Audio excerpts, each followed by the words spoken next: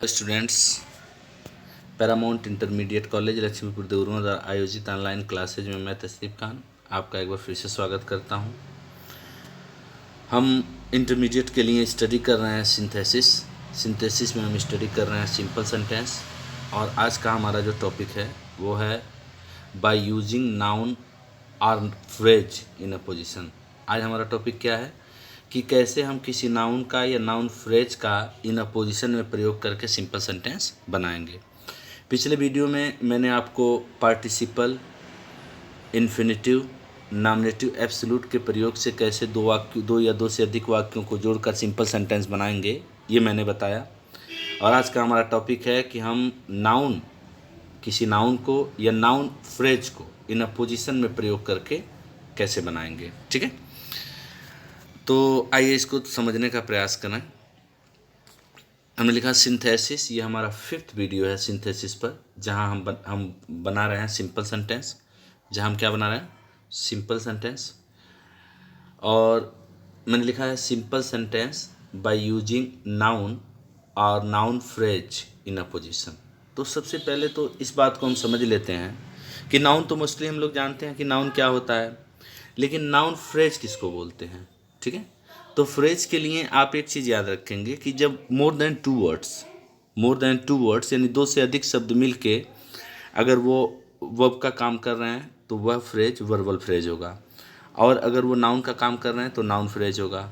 अगर वो एडजेक्टिव का काम कर रहे हैं तो एडजेक्टिव फ्रेज होगा। ठीक है, तो नाउन मतलब होता है एक नाम, और जब एक नाम को 2-3 शब्दों से जोड़ कर बनाया जाए तो उसको हम क्या बोलते हैं? नाउन फ्रेज बोलते हैं। ठीक है, जैसे यहाँ पर लिखा है मैंने the captain of India. The captain of India कौन है? कोहली हैं। द कैप्टन ऑफ इंडिया कौन है? कोहली हैं। तो कोहली को यहाँ पर द कैप्टन ऑफ इंडिया कहा गया। खाली कैप्टन नहीं कहा गया, कैप्टन ऑफ इंडिया। अब देखें 1 2 3 4 वर्ड से मिलकर ये नाउन बना हुआ है, तो इसको हम क्या बोलेंगे? Noun phrase. फिर से मैंने फ्रेज किसको बोलते हैं? जब मोर देन 2 वर्ड्स मिलके किसी एक पार्ट्स ऑफ स्पीच का काम करते हैं तो उसको हम बोलते हैं फ्रेज। ठीक है, तो इन नाउन को या किसी नाउन फ्रेज को अपोजिशन में रख के, इन अपोजिशन में रख के कैसे हम सिंपल सेंटेंस बनाएंगे। यहाँ समझने वाली बात एक और है कि इन अपोजिशन का क्या मतलब होता है। अपोजिशन मैंने विरुद्ध में, बगल में। ठीक है, तो किसी नाउन को या नाउन फ्रेज को यूज करते हुए सिंपल सेंटेंस कैसे बनाना है, उसके लिए मैंने एक चीज़ लिखा हुआ है जो हमेशा की तरह कंडीशन टू अप्लाई, कि किस कंडीशन में हम ये रूल अप्लाई करेंगे कि नाउन या फ्रेज का प्रयोग करके हम 2 वाक्यों का सिंपल सेंटेंस बनाएं। मैंने लिखा है कि इस रूल को हम तब अप्लाई करते हैं जब दिए गए वाक्यों में एक नाउन ऐसा हो जिसको दूसरे नाम से भी पुकारा जा रहा हो। यानी दिए गए वाक्यों में एक नाउन ऐसा होगा जिसको उसी सेंटेंस में या उसके अगले सेंटेंस में, ठीक है, उसी सेंटेंस में या उसके अगले सेंटेंस में दूसरे नाम से पुकारा जाएगा। दोनों होंगे एक ही, लेकिन दोनों का नाम अलग अलग होगा। ठीक है, जैसे मैं कहता हूँ विराट कोहली, या मैं कहता हूँ द कैप्टन ऑफ इंडिया, या मैं कहता हूँ the best batsman of this time. ये तीनों लोग कौन है? The best batsman of this time कौन है? विराट कोहली है। द कैप्टन ऑफ इंडिया कौन है? विराट कोहली है, और ऑलरेडी उनका नाम विराट कोहली है। तो ये अलग अलग, एक ही व्यक्ति को हम अलग अलग नामों से पुकार रहे हैं। तो इस रूल को हम कब अप्लाई करेंगे? इस रूल को हम तब अप्लाई करेंगे जब दिए गए वाक्यों में से एक नाउन ऐसा हो जिसको दूसरे नाम से पुकारा जा रहा हो।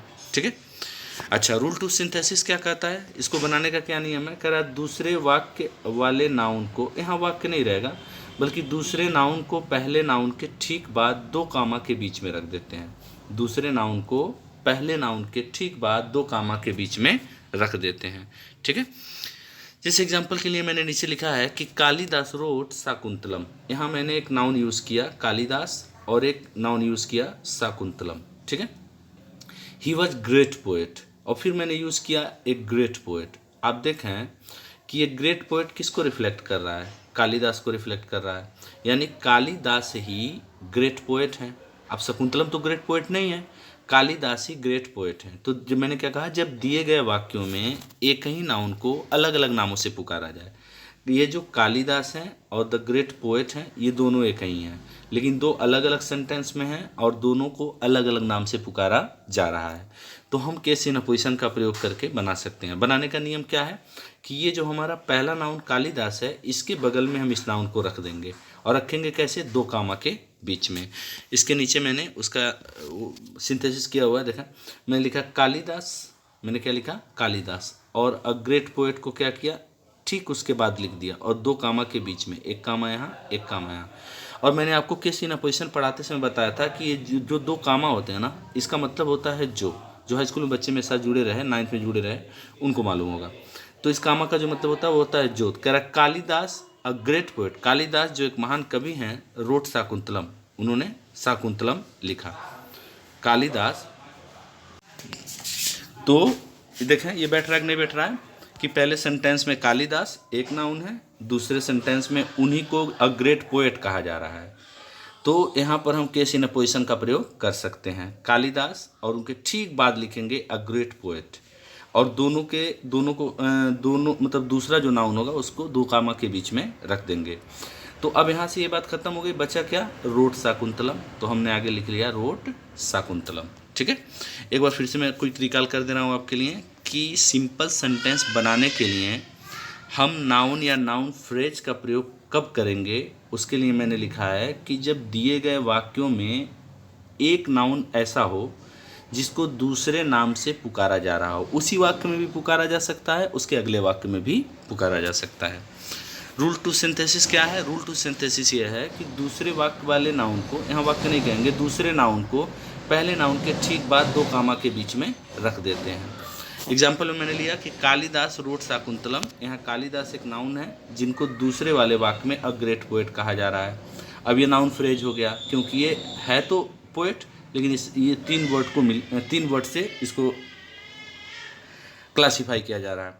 तो इसको हम यहाँ क्या करेंगे, अ ग्रेट पोएट, कालिदास के ठीक बाद 2 कामा के बीच में रख लेंगे। कुछ और एग्जाम्पल देखते हैं।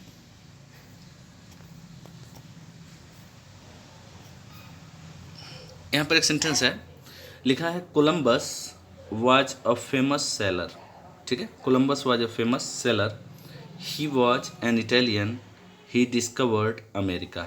ठीक है, यहाँ पर 3 वाक्य दिया हुआ है, तो आप ध्यान से देखें कि कोलंबस एक नाउन है, और अगर ध्यान से देखें तो फेमस सेलर किसको कहा जा रहा है, वो भी कोलंबस ही है।